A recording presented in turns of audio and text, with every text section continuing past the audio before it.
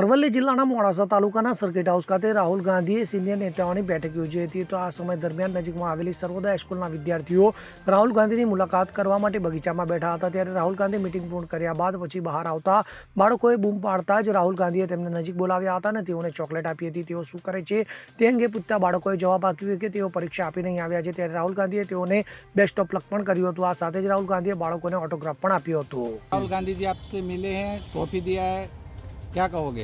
શું नाम से नाम क्या है?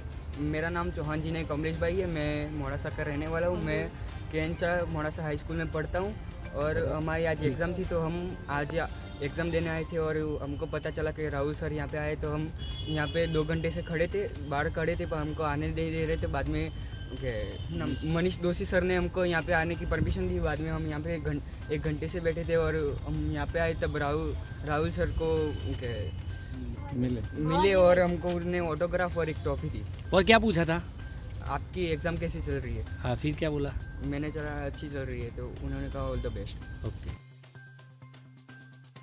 અમિત ઉપાધ્યાય સાથે CN24 ન્યૂઝ. હવે જુઓ દેશ દુનિયાની તમામ ખબરો તમારી આંગળીના ટેરવે.